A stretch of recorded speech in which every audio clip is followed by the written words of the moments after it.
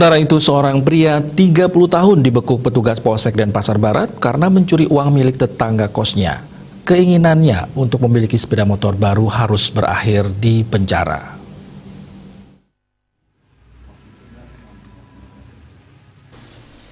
Kapolsek Denpasar Barat dan Bar Kompol Imade Hendra Agustina mengatakan Hasrat Andreas Keo, 30 tahun, melakukan aksi pencurian saat mengetahui Haryono, warga Jalan Bukit Tunggal, Kelurahan Pemecutan, Denpasar Barat, pergi untuk membeli makan. Haryono yang pulang membeli makan terkejut karena melihat pintu kamarnya sudah dalam keadaan terbuka. Setelah masuk kamar, korban melihat dompetnya sudah terbuka dan uangnya hilang. Selain itu, barang-barangnya di dalam kamar dalam keadaan berantakan. Melihat kejadian tersebut, ia melaporkan ke Polsek Denpasar Barat.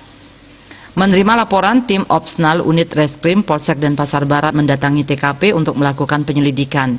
Dari hasil rekaman CCTV di lokasi terlihat jelas Andreas masuk ke kamar korban pada saat korban pergi.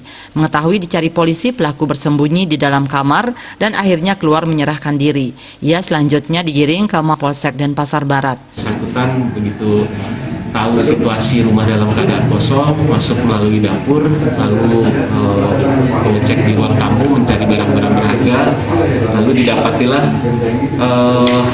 uang tunai yang ada di dompet korban.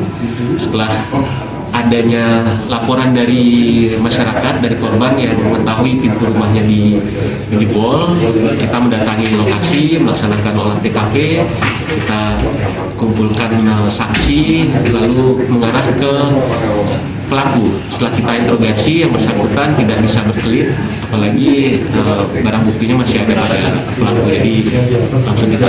Alasannya, motivasinya melakukan pencurian ini karena ingin membeli sepeda motor. Pelaku mengakui perbuatannya mengambil uang milik tetangga kosnya itu. Tujuannya mencuri untuk membeli sepeda motor baru. Uang itu rencananya akan dipakai untuk deposit. Sayangnya ia keburu diamankan polisi sehingga niat untuk membeli sepeda motor baru harus berakhir di penjara. Raiswantaro, Bali TV.